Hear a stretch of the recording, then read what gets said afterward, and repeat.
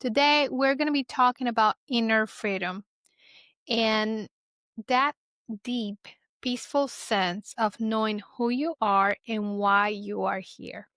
So, to help us unpack, in which, by the way, I'm super thrilled to welcome a remarkable guest. Her name is Barbara Palmer. She is the CEO and owner of BP Life Coaching Services, an executive MAP coach, certified health and life coach, occupational therapist, certified MAP practitioner. MAP meaning make anything possible, right? Yes. So, Barbara, welcome to the show. Thank you. So good to be here with you, Rosabel. Absolutely. I'm so excited because it is my understanding that your work blends neuroscience, subconscious reprogramming, and compassion to help beliefs, discover self love, perhaps help create lives that are filled with peace, purpose, and joy. Yes. Yes. And I absolutely love seeing the shift, the change when people have tried all kinds of things and they feel like they're stuck, to see them to be able to move that needle and be making progress where they feel like, they're becoming more of who they are authentically. It's a beautiful Absolutely. thing. It really is. Barbara, you have an extraordinary story. So you grew up in Detroit as one of Yes. 9 children, right?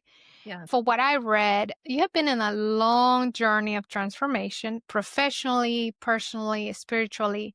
I want you to tell us about those early years. Like what was like growing up in such a big family? What did it taught you about yourself and how did it shape the woman that you have become today? I'm so glad you asked that question. Growing up in a large family, it was like there was almost the point where we were wondering if there was another. It didn't seem to matter. I don't know at what point it happened, but it was like, okay, so we're a growing family and we might grow again this year, next year. For me, it was a regular thing. My 2 oldest siblings were almost 2 years older than I am. They were born in, and I'm gonna give away my age, but God has been good to me. So imagine we had a baby that was born in, the beginning of 1950, a baby that was born at the end of 1950, and then I was born in 1952. And then it's like there was a little short hiatus, and then 1950, I'm pretty sure it was 59, is when we have a sister. Then we have 60, 63, and 65. I might be missing a birthday somewhere, but I do know that 69 was the last year that my mom gave birth. There was a set of twins in the midst of that. It was like getting used to things changing. It's like sharing space. The largest home we ever lived in was a 3-bedroom.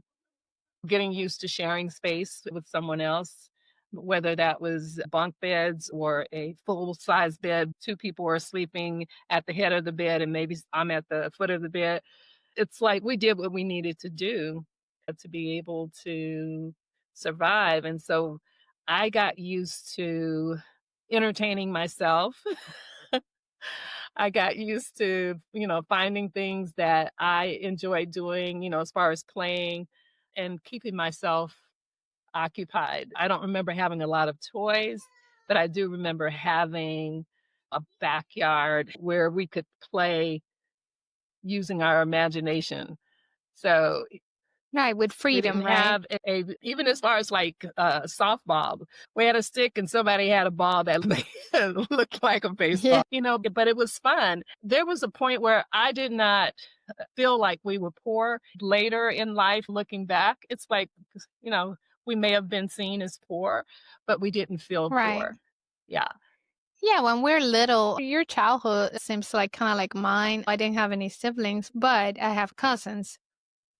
And so there was all this, but it was so much happiness because as children, you Right. really don't know much about the world of the grown-ups. We just have fun. We didn't care with who, with what. I mean, we're Right. just playing, we're just being ourselves. And then as we grow, then we start learning things. We're like, Okay, so is that the way it is? Okay. Speaking of that, when we're looking back and the stories that we make up and the labels that we give to things, I think it's a part of how society is, whether it's society in the Yes. US or in another country. Cultures have opinions about everything. You don't realize that so much as a child, but the more you are a part of adult life, young adult life, even these days, as far as with teens, a lot of times they start encountering other people's opinions about this, that, and the other about them. And the reality is, it's a program, it's something that we're taught. And it's something that we can decide to engage in or not. I Really. have discovered that life is a lot more peaceful for me when I choose to not be constantly plugged into what everybody else thinks about anything. When you're just you, right? You accept you for who you are and you let others be who they are. Don't clash. I hear Yeah. you. The whole But thing of looking for uh-huh. validation or even wondering what someone else is thinking, it's like that's energy that I'd rather use to be grateful, enjoy myself, maybe spend some time with people that I love. Absolutely. We really have no control what other people think or do. We don't have control No. over their actions. The only thing we have control over is how we react to it. There was something else I wrote today, actually today, because I was starting, have this idea of like 5 things I can plug in my mind in the morning before I reach out for the phone. Things that will help me manage my expectations of the day. But you became an occupational therapist. So Yes. you raised 4 children as a single mom, and then Yes. eventually you transition into coaching. So with that said, was there a moment that shifted everything when you realized you wanted to help people, not just to heal physically, but also transform mentally and emotionally too? Yes. I would say even my becoming an occupational therapist, there was a point where I was in pre med. So while I was in pre med, I was a part of a study group. Long story short, after spending a lot of time with that study group, including an overnighter before I had a organic chemistry exam, which I bombed because I was so hyped on coffee, trying to keep myself awake since I had done this all night. I could not think straight. After having that experience, I was thinking to myself, I cannot do this. I need to find something else that's a better fit for me. I ended up doing research, and based on my research and the interviews I did, that's how I chose occupational therapy. But some years later, there was a point where I was thinking about maybe doing something else. And for me, some people, it doesn't matter what somebody else thinks about it, but I had an experience where you could say that I was asleep, you could say that I was awake, but all I know is it was like I had a visitation from God. It was made clear to me that occupational therapy was a calling. It was part of my purpose, part of my being on this earth. It was during a time that I know I was praying. It was like while I'm praying and looking for some guidance, that's what came to me. So for me to make a decision to almost seemingly step away from doing occupational therapy, it would have to be something that really stands out as a significant event.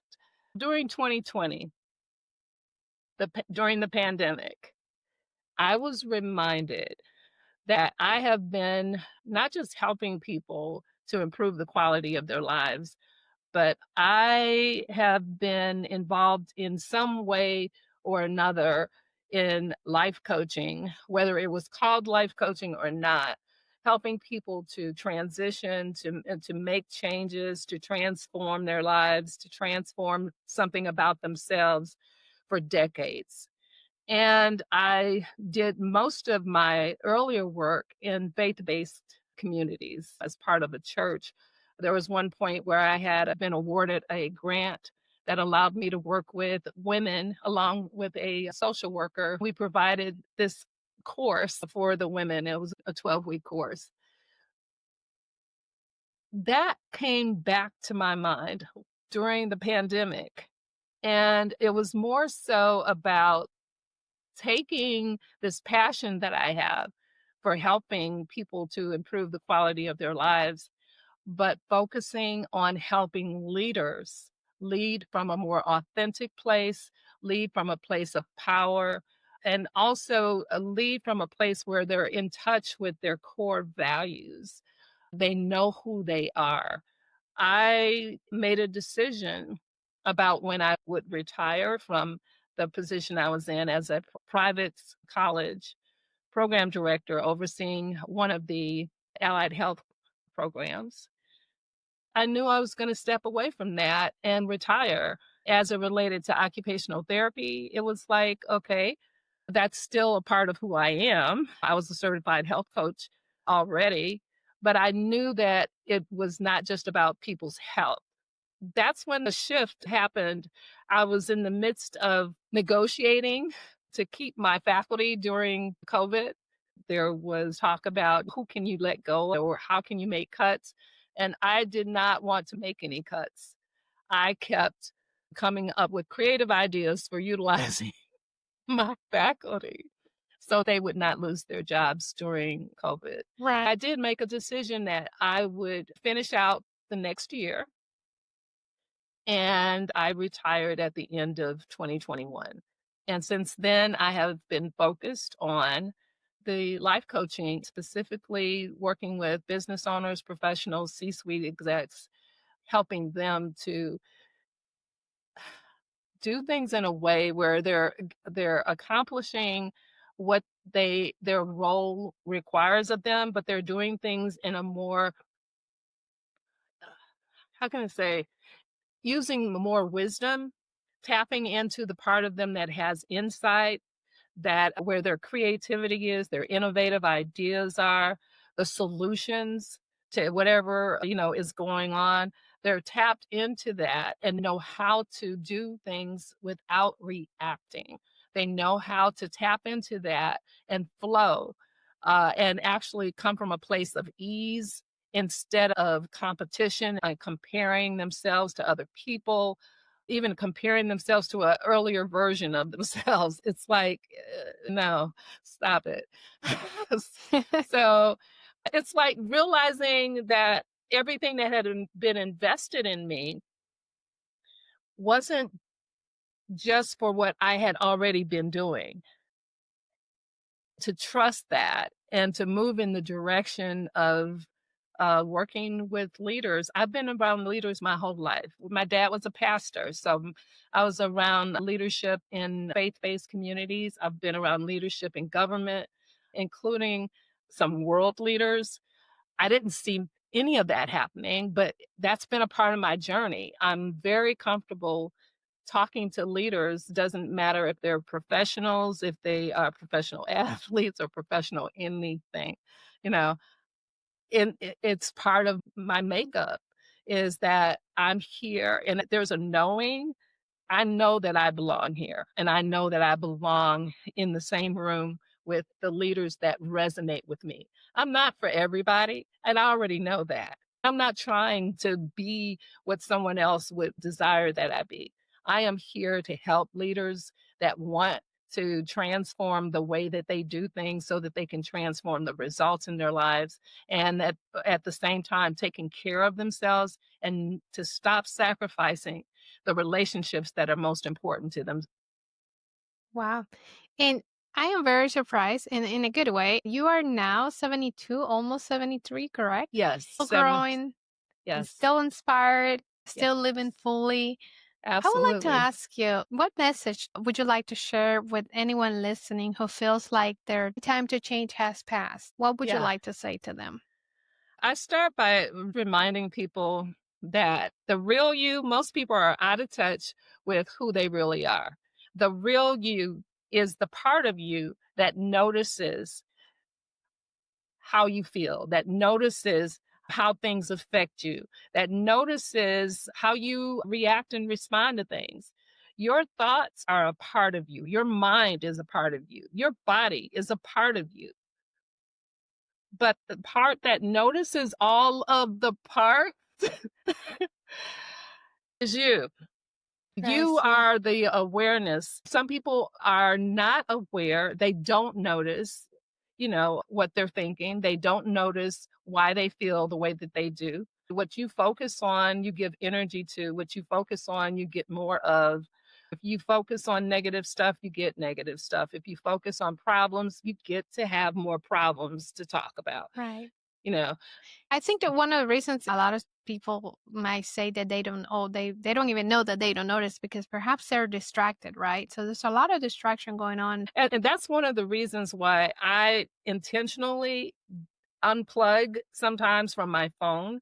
It's But as important, far as yes. staying on it, like I have to be on it, or I'm scrolling, or I'm checking emails, or I'm trying to see what's happening with social media, no. There's everything is energy. So, Yes. with everything being energy, I am very aware of how the energy of certain things impact me. People talk about energy vampires. Energy vampires aren't necessarily people, even though people may be behind the scenes in terms of a certain platform. But you get to decide what you are going to pay attention to. Just know that when you put yourself in front of whatever you put yourself in front of, just know everything has energy, is energy, and has an effect on you. Be mindful of that and start noticing how things affect you.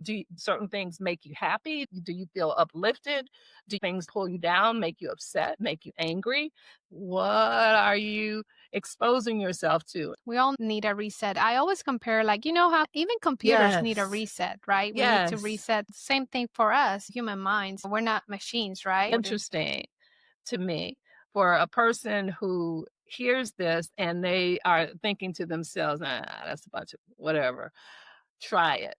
Try to go without constantly having something distracting you, something that is taking your focus off of what's going on with you, inside of you, how you feel, what you desire, what you like, what you don't like, without being influenced by something outside of yourself. You might discover that there are some things that you didn't realize that you actually might want to give a try. But do that. Another thing I recommend to people as far as, give it a try, we have been taught to judge in the word of God. I believe it's in Leviticus. It tells us not to judge. It's also repeated in other places. And that is a theme in other religions as well. When you judge, it's energy. You get that energy back. What you give out, you basically get back. It also weighs you down. Try to go 1 minute where you close your eyes for about 10 seconds, open your eyes, and look at everything like you're seeing it for the very first time. You don't know what it is. You're not trying to label it. Do that for a minute, and you actually start to feel lighter. It's almost like being relieved. Yeah. Where does it come in handy? I use it when I am in traffic. I pretend that I am just Yes. there observing. It's like I am this cool, calm, collected observer, and I'm on my way. It Think improves. it makes me think that things are just things, circumstances or whatever, and we are the ones who give meaning to Yes. it. So Labels meaning, and the stories. the perspective, that makes a big difference for Right. sure. Yeah. Getting back to being a part of a big family, you can be in the same room with someone and something happened, but it's filtered through each person and in a Yes. unique way. If you have a conversation about it, you might be surprised Yeah. some of the vantage points that are shared because they're not you. It's going to go through the filter of who they are as a Exactly. unique creation.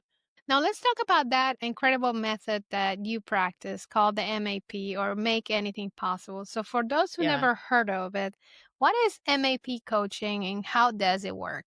So, the MAP coaching, Make Anything Possible, it's neuroscience based. It's based on work that was started. The superconscious was mentioned by Carl Jung, psychologist. He didn't finish the research on it. There was a psychologist named Gary Flint who continued the research.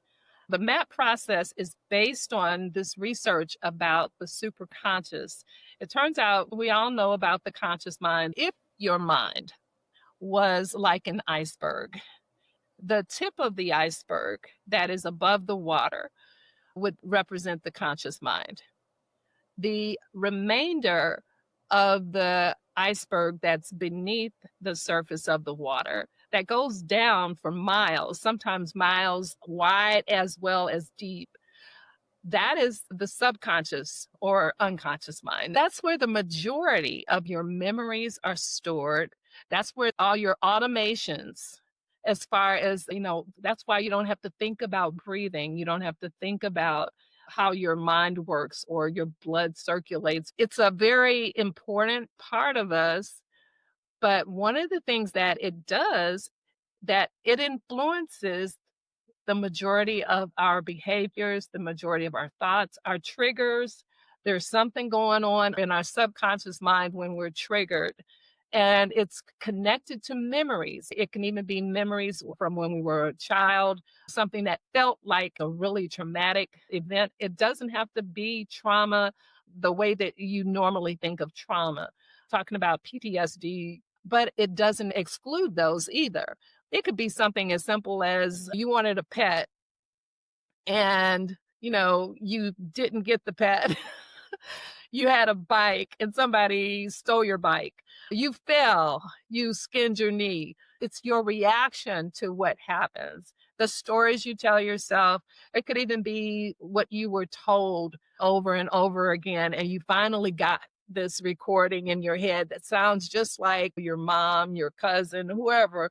It's a part of what's in you that's influencing how you show up in different situations. Triggers are definitely connected to something that was upsetting to you, and where you may have even made a declaration to yourself, if no one else heard it, I will never allow this to happen again. Just wait till I become an adult. This will never happen. Well, some of that is still playing. And some of it can keep you stuck because it served you then as a child, but it doesn't serve you now. When you need to be open to maybe doing things a different way, but there's a part of you that doesn't want to try to do anything new, and it's being influenced by this little girl or little boy part of you that decided something a long time ago that has absolutely nothing to do with what's going on right now. And Mm. to shift that and to let those things go. It does things in a very gentle way. It does things with consent.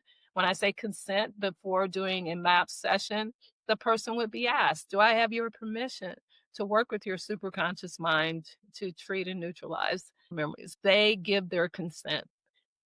And there are repeatable, proven procedures that I cannot share. Each session is unique because it focuses on what the person wants to focus on. And there's no way you can predict what that is, and neither can they. Love how effective it is, how quickly it can make a difference where the person feels the change during the session that they're in. There are some people where MAP doesn't work, and I'll put that out there.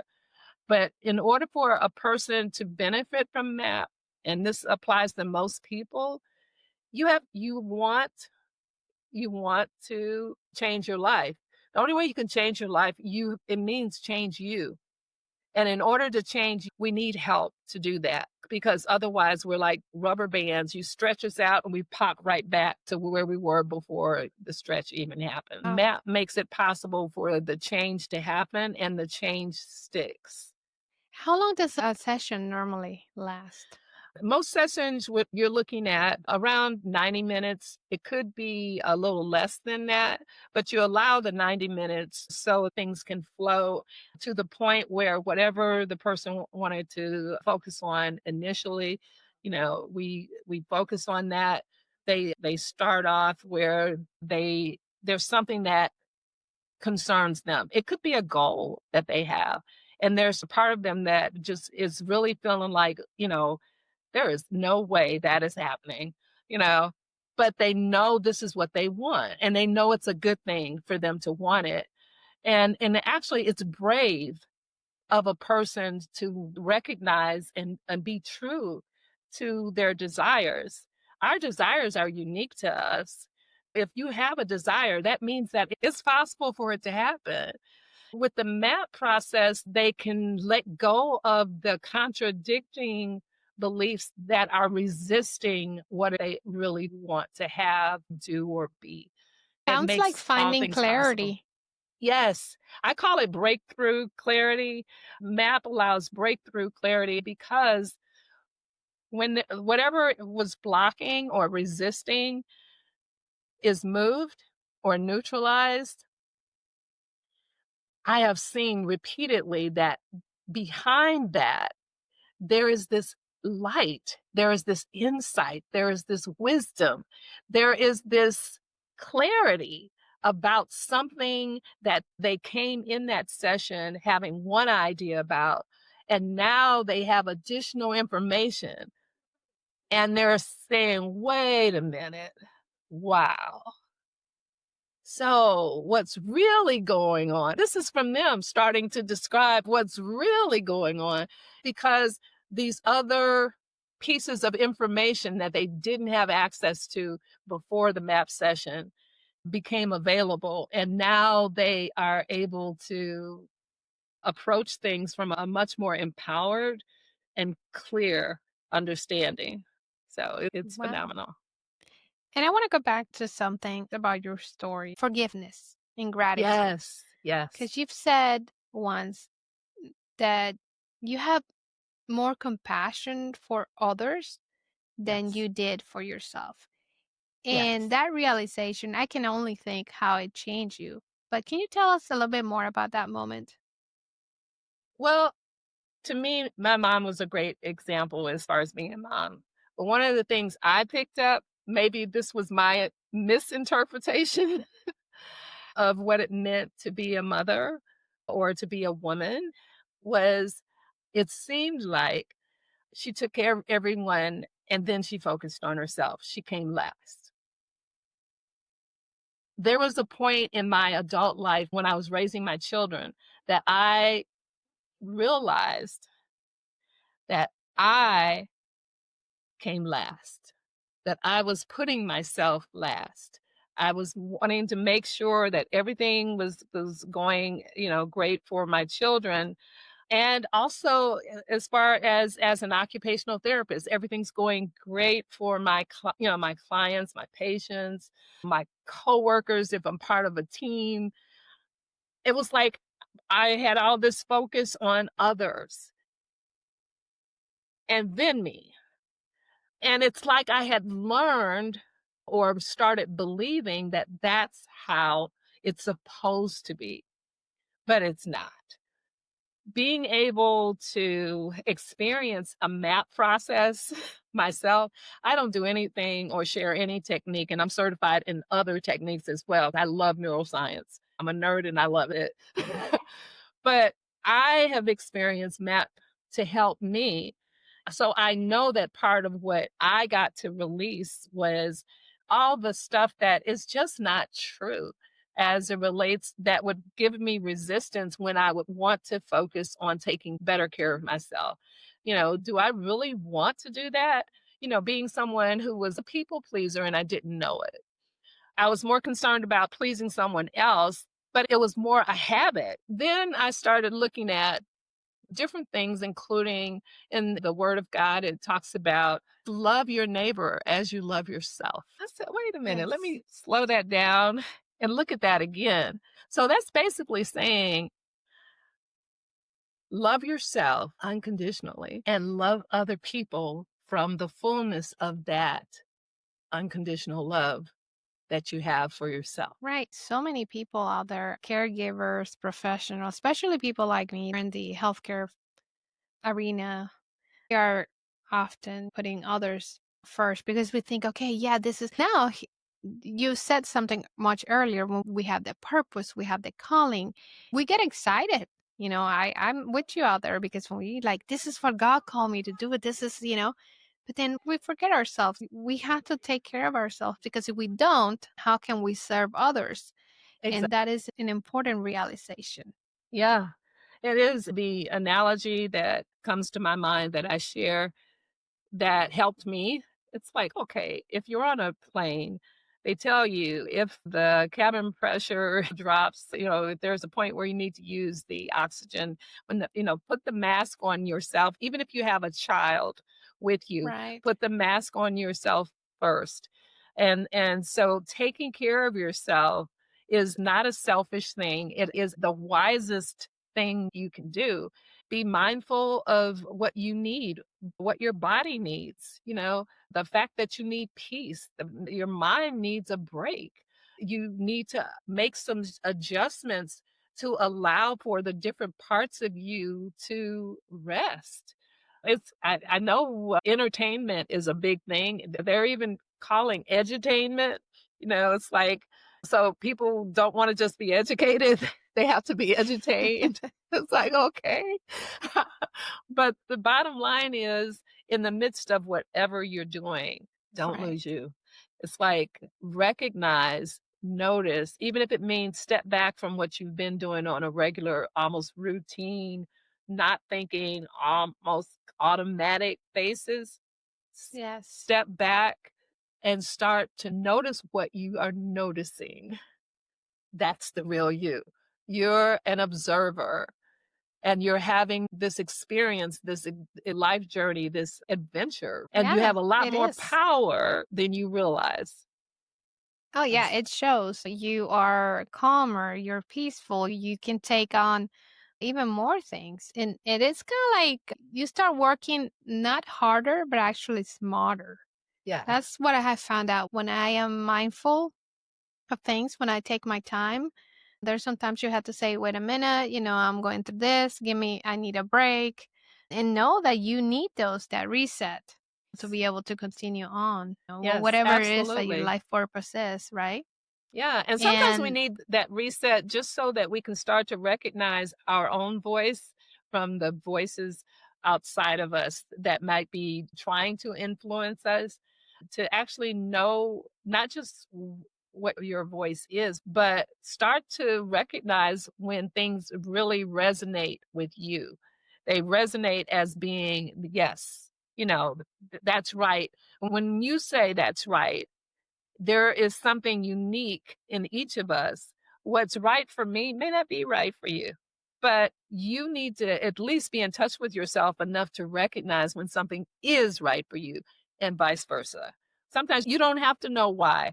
There are times that there are certain people you need to just say, if you're going to say anything at all, you could say hi, and it's so nice to meet you. And I have to go now. exactly. Totally. Yeah. Yeah. It's like, yeah. Yes. I want to talk about what is this, the A, B, C, D, E, F, Oh, G's, right? oh The my alphabet? gosh. Yes. It's using those simple parts of the alphabet as easy ways to remind ourselves to stay aware. Be that observer. Be aware of what's going on in your own life. Try focusing just on you. Give it a go and start being aware. As far as believing, believe in yourself. Believe that you're capable of changing. Believe that if there's something you want that you don't have in your life, it's still possible. Believe that. As far as see, I use as a reminder to be compassionate with yourself because it seems to be so much easier for us to be compassionate towards others, especially people we love, friends, family. What about you? A lot of Right. times we are not compassionate when we make what we consider to be a mistake. Some of the self talk that goes on, I would, just encourage a person start to notice your self talk when you make a mistake. Hard to notice. What are you saying? That's you're so stupid. Wait a minute, where is that coming from? How is that helping you? So be compassionate. And as far as the D, and I do switch these up, but I use the letters to get me started, is just your dreams. It's important to have dreams, your desires. They're not just things that are far off.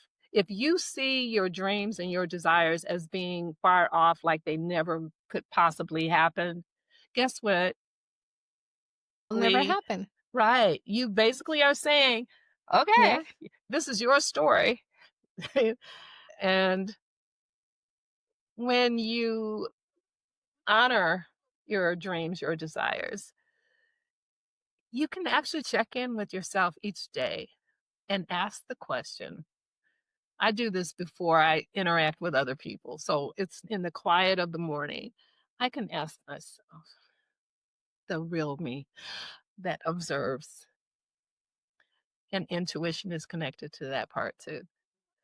What could I do today that would move me in that direction? In the direction of those desires, those dreams where they've already come to pass. And just being quiet, I may get an idea that pops up in my head then, or it might happen in the course of me getting ready for the day, but I put the question out there and I always get an answer. And I would say to people, if you're not checking in with you in terms of guidance, it's kind of like that part of you knows why you're here. Who else are you going to ask? Even if you ask other people, regardless of who they are and what their role is, the reality is you're here and there's a part of you that knows why you're here. Check in with that part of you. Allow yourself to ask questions, and the questions you want to ask, what questions? Who questions? Who could I talk to? Besides the what questions, you can also ask, how would I do that? So you can get answers. Why questions, when questions, those are not part of the highest version of you. That is your ego mind, which feels threatened and is full of fear. It's always with skepticism as opposed to getting guidance in terms of the next step I'm going to do and how would I take that step. As opposed to coming from a place where you are confident of knowing that deep inside you have the answer to it. It's like I already have the what. I know what the next step is. Instead of asking how, it would be like asking what's the best way for me to do that. Wow, that's Yeah. beautiful. Now, that's pretty honest and I love it. If you have to summarize your life lessons, what would be like three truths that you would like every listener to walk away with? Maybe one or three things. Okay. The first one that comes to mind is for them to know how valuable and unique they are. And the reason I say that, stop comparing yourself to other people. Stop competing because you are unique. Be the unique person that you are. Another thing I would say is to be compassionate with themselves. Forgive themselves for anything that they feel like where they dropped the ball or things would be different if only I had. You don't know that. And besides, everything works together for your highest good. If you want to believe something, just know that actually is true. Everything works together for your highest good. Never give up on your dreams. Never. Never give up. That Yeah. is That beautiful. doesn't mean try to make it happen, but just know if you've got the dream, it's not only possible, it means that your creator wants that for you too and is trying to get answers to you. But if you're busy trying to make it happen, you're not in a position to allow some surprises to come your way, you know? It's kinda like, be still, be Yes. be still and know, it's like God is with you. So imagine solutions and people that you need to meet and talk to coming to you. They get introduced to you. They get told about you where you don't have to make it happen. Exactly. Yeah. Having exercise patience, because a lot of times we Yes. get so busy and then We we're miss so the busy trying miracle. to do things on our own. Sometimes we miss the miracle. One of the things about the ego or fear-based mind is it always wants to know when and always checking to see, are we making progress? Are we there yet? Focus on your dreams and be grateful that you have them. Imagine that it's already done. This has been proven to be true. We live in this quantum field where all potentialities and possibilities exist, which is one reason why you can have ancient civilizations that seemingly were more advanced technologically than we are today. Focus on the desire fulfilled because it's just the way things work. The more you focus on what you want, the end fulfilled as though it has already happened. And imagine, and what would that feel like? And allow yourself to bask in feeling the fullness of what you desire. If it's a dream house, imagine yourself in that house. What does that feel like? You're in this house. You love this house. What happens to you? You light up and start feeling what it's like to walk through this beautiful house in your imagination. Everything started in your imagination. Just learn to use it and stop scaring yourself with it and use it to imagine what things will be like after you have what you truly desire. And for someone out there who's listening and let's say they're ready for a change, but they Mhm. don't know how to begin, what would be a Yeah. first step that they can take? Besides to contact me. So Hey, they can that's a good, yeah, that's a good they step. they can also start journaling. If they're not meditating, they can meditate. The meditation doesn't have to be anything, it doesn't even have to be a guided meditation. Start with a meditation where for 5 minutes in the morning, you close your eyes and you focus on the sound of a fan or the air conditioner, and you are just breathing. And you can even do deep breathing. You can breathe in for a count of 4, inhale, count of 4, hold it for a count of 4, exhale, a count of 6, hold it for a count of 4, start again. 5 deep breaths like that, you completely are feeling relaxed, and it allows you to tap into the power that's breathing you. It's beautiful. Barbara, how can people get in touch with you? Go to bplifecoach.com and they can schedule a discovery strategy session. It's a 30-minute session that focuses on them and they can learn more about the MAP process. We put a strategy together and we can follow up beyond that, and see what it is that they're wanting their life to be and how MAP. And I do have other techniques that are complementary that can help them to achieve their goals in life, being the best version of themselves, doing what they really desire, and feeling fulfilled in life. That is important, and especially in Yeah. this day and age where there's so much noise. If we are not paying close attention, we can miss that opportunity to be our best selves. That's what Yeah. I've been thinking lately.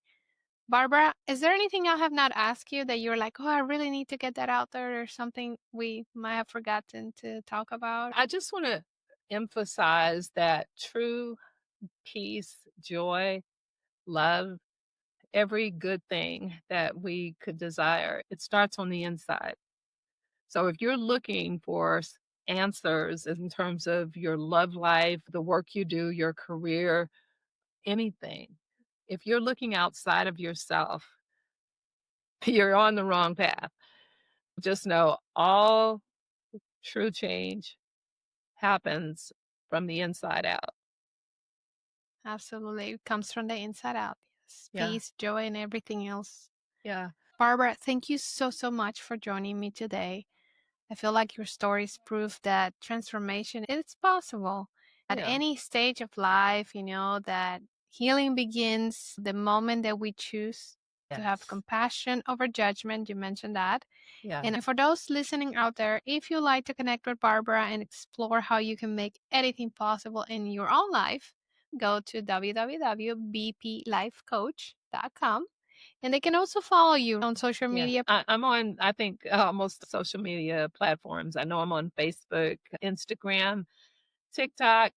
I'm sure there's something else out there. They're YouTube, probably working on maybe. something new. I'm on YouTube as well. Well, that's awesome. Thank you again so much, especially for your words of wisdom and those tips you have shared with us today.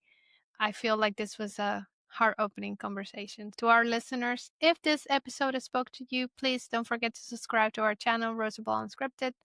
Make sure you leave a review and share with someone who needs encouragement today. You can Yes. also join our free Rosa Believers community that has additional resources, downloads, PDFs, conversations, and go to rosabelselfhelp.com/Rosa Believers. So until next time, keep growing, keep believing, and as always, stay living unscripted. Take care.